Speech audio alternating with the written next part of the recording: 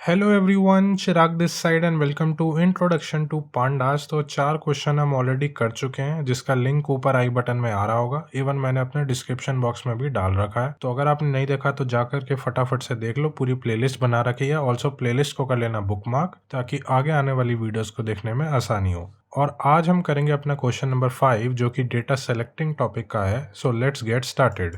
तो हमारे क्वेश्चन का नाम है क्रिएट अ न्यू कॉलम। देखते हैं अपना क्वेश्चन क्या कह रहा है। तो हमें एक डेटा फ्रेम गिवन है जिसका नाम है एम्प्लॉयज, जिसके अंदर अभी 2 कॉलम्स हैं। एक है नेम और दूसरा है सैलरी। जो अपना नेम है वो ऑब्जेक्ट टाइप का है एंड जो सैलरी है वो इन डेटा टाइप की है। करना क्या है हमें इस क्वेश्चन में, a company plans to provide its employees with a bonus. तो हमें एक बोनस नाम का कॉलम ऐड करना होगा। तो write a solution to create a new column name bonus that contains the doubled values of the salary column. एक example भी देख लेते हैं ताकि ज़्यादा अच्छे से हमें समझ में आए।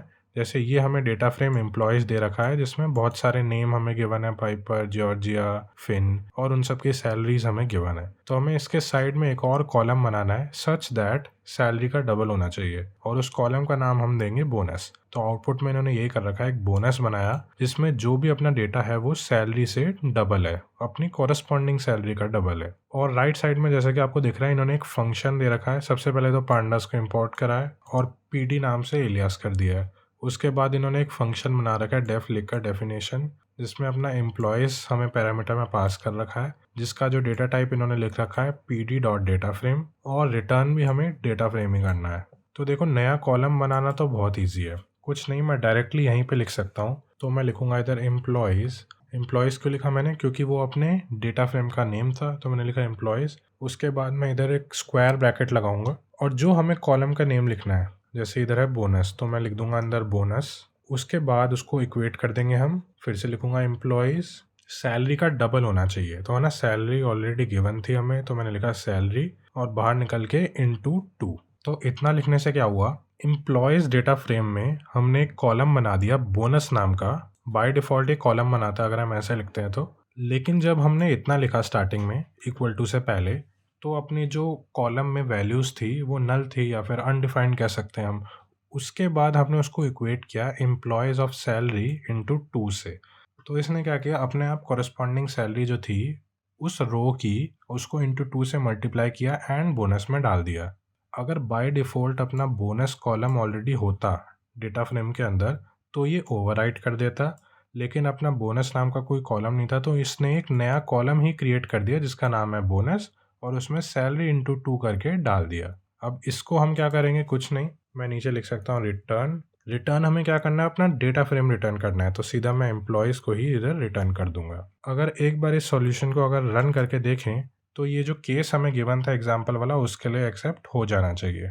और ये हमारा सॉल्यूशन एक्सेप्ट हो गया है। एक बार अब हम इसे सबमिट करके भी देख लेते हैं, और ये जो अपना क्वेश्चन है सबमिट भी हो गया है। अब इस चीज़ को करने के बहुत सारे तरीके हो सकते हैं। एक तो मैंने आपको दिखा दिया, एक और भी मैं आपको दिखा देता हूँ। तो मैं इसको करता हूँ कमेंट, और नीचे इधर एक लाइन ऐड कर देता हूँ अपना असाइन मेथड यूज़ करके। तो मैंने लिखा employees is equal to employees dot assign, और मैंने क्या किया, bonus is equal to employee salary into 2। तो असाइन मेथड का भी यूज़ करके हम ये सेम चीज़ अचीव कर सकते हैं। अगर मैं इसको भी रन करके दिखाऊँ आपको, तो ये भी अपना सॉल्यूशन एक्सेप्ट हो जाएगा। इवन इसके अलावा भी कई तरीके हैं, मैं चाहूँगा एक बार आप उसको एक्सप्लोर करें। तो ये था अपना एडिंग अ न्यू कॉलम। लेकिन क्या हो अगर हम एक नई रो ऐड करना चाहें, एक नई रो क्रिएट करें और उसको हम ऐड करें, तो वो चीज़ हम कैसे अचीव करेंगे? तो वो चीज़ मैं अभी आपको करके तो नहीं दिखाऊंगा, लेकिन मैं आपके साथ रिसोर्सेज ज़रूर शेयर करूंगा, जहां पर आप पढ़ सकते हैं कि कैसे हम रो को क्रिएट करते हैं और ऐड करते हैं। बहुत ही सिंपल होता है, 2-3 मेथड्स होते हैं इसको करने के। जैसे अगर हम चलते हैं अपने GFG पर, तो GFG का ये लिंक मैं आपको अपने डिस्क्रिप्शन बॉक्स में भी डाल दूंगा। इसमें क्या होता है, जैसे एक होता है pandas डॉट कॉनकैट, यहाँ पे इन्होंने समझा रखा है कॉनकैट यूज़ करके कैसे हम एक रो बनाकर ऐड कर सकते हैं।